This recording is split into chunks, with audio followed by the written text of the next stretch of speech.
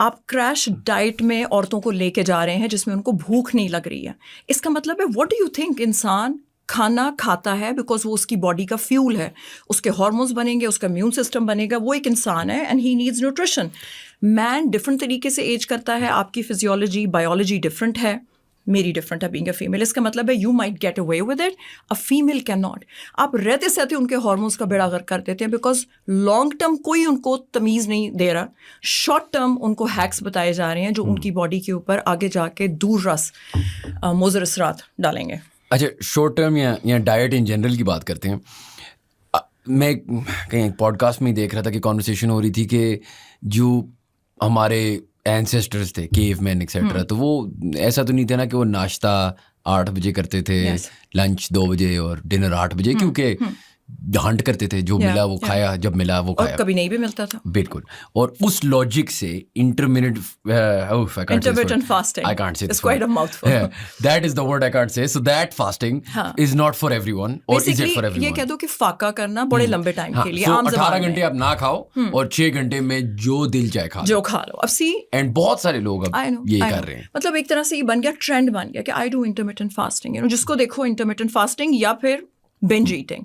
اس کا مطلب ہے کہ انٹرمیٹنٹ فاسٹنگ یا بہت دیر کے لیے فاقہ کرنا is like one size does not fit آل.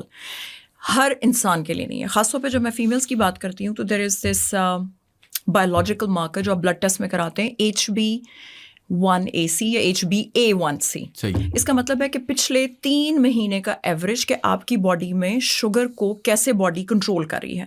ہو سکتا ہے کہ آپ نے صبح فاسٹنگ شوگر کی تھی اور وہ زیادہ تھی کیونکہ رات کو آپ نے ایک کیک کھا لیا تھا.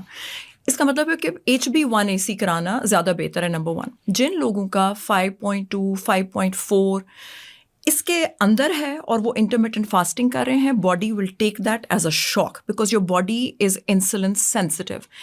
Insulin resistance is bad.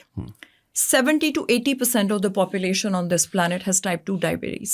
They're not born with it. 70 to 80%? Yes. Type 1 تو بہت کم لوگ ہوتے ہیں کہ جو پیدائشی ان کا پینکریاس نہیں کام کر رہا, لیکن ٹائپ 2 تو آپ خود بناتے ہیں بیسکلی شوگر لائف اسٹائل سے کھا کے بار بار. جب آپ کھاتے ہیں انسولن اسپائک آتا ہے. انسولن از اے ہارمون. اس کا مطلب ہے انسولن بار بار انسولن آ رہا ہے. انسولن از لائک اے چابی ٹو دا سیل. اب وہ جا کے سیل کھول رہا ہے, کام ہو رہا ہے, سیل کھول رہا ہے, کام ہو رہا ہے, and eventually the body is like کہ کتنا بھیج رہے ہو, اور وہ اپنے آپ کو شٹ ڈاؤن کر لیتی ہے. دیٹس واٹ انسولن ریزسٹنس از. تو جب 5.2 5.4 والے لوگ 5 والے 4 والے انٹرمیٹنٹ فاسٹنگ کرتے ہیں تو بجائے اس کے کہ ان کی باڈی اچھا بہیو کرے, وہ شوق میں چلی جاتی ہے, وہ الٹا موٹے ہونا شروع ہو جاتے ہیں, انرجی لیول ختم ہو جاتے ہیں, ان کے ہارمونس کریش کر جاتے ہیں. سو آپ سب سے پہلے be sensible, please have a good head on your shoulders. پہلے آپ دیکھو کہ how do you feel, is it for you اور is it not for you. Body is the best, ایک جسے کہتے ہیں نا کہ آپ کو آپ کی باڈی کا آپ کو پتہ ہے, تو آپ خود دیکھو کہ what kind of a feeling do I have جب میں انٹرمیٹنٹ فاسٹنگ کرتا ہوں. اس کے علاوہ HB1AC is a very good marker. لیکن جو لوگ پری ڈائبیٹک ہیں 5.4 سے اوپر جا رہے ہیں 5.7 8 9, then yes maybe they can have intermittent fasting, but again اپنی باڈی کو خود جج کرنا سیکھیں. And how much this is not for everyone, especially for females. They need to be very careful.